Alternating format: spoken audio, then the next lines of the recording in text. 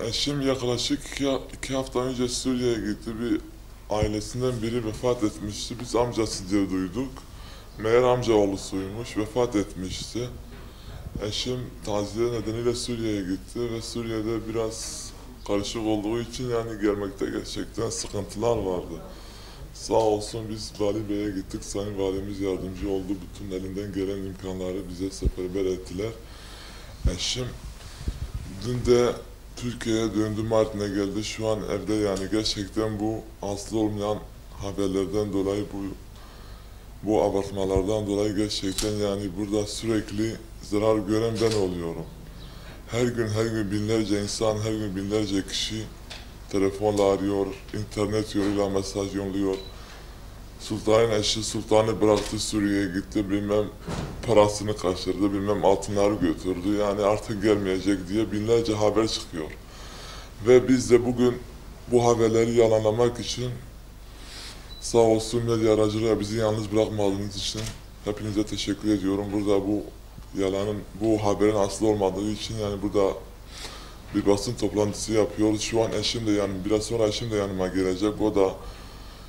O da gereken açıklamayı yapar size ve ben de yapıyorum. Yani gerçekten bu olayın aslı hiç yok. 5 senedir Guinness Rekorlar kitabında yer alıyorum. Bütün dünyayı gezdim, bütün dünyayı dolaştım. Evet dedim ya biz çok küçük bir köyde yaşıyoruz. Bu köyde sosyal hayat hiç yok yani. Eşim de Suriyeli olduğu için yani bu halk arasında karışması lazım. İnsanlar onu sık sık görmesi lazım ki Sultanın eşi Suriye'ye gitti diye bir haberler artık olmaması için yani gerçekten biz artık büyük kalabalık bir şehirde yani Mardin gibi bir yerde yaşamak istiyoruz ve eşimin en büyük sorunu dil sorunu. Bu küçük yerde de biz burada dil sıkıntıları çekiyoruz yani normal bir özel okula gidip dil alması lazım. Ben de eşim Türkçe öğrenmesi lazım. Ben de acilen İngilizce öğrenmem lazım ki burada gerçekten yani hayat çok zor küçük köyde.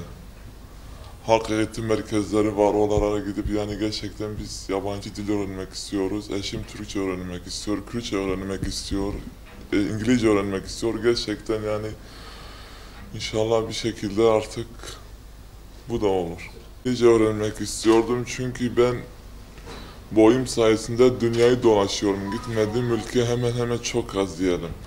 Bu yüzden İngilizce bilmediğim için yani özellikle güzel Mardin'imizi, güzel ülkemizi tanıtamıyoruz yani.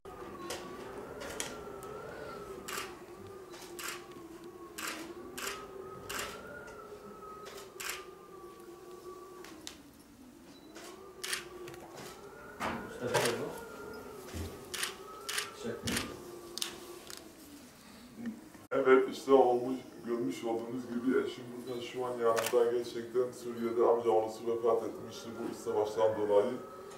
Taziyeye gitmiştim, ziyaret amaçlı, taziye amaçlı gitmişti. İşte dün de geldi, şu an yanımda siz de görüyorsunuz. Dün geldiği zaman yani 2 saat Suriye'yi anlatıyordu bana. Suriye'de yani gerçekten herkes, bütün halk orada çok zor günler görüyor, orada çok zor günler yaşıyorlar. Orada yeme içme sıkıntısı var, orada elektrik sıkıntısı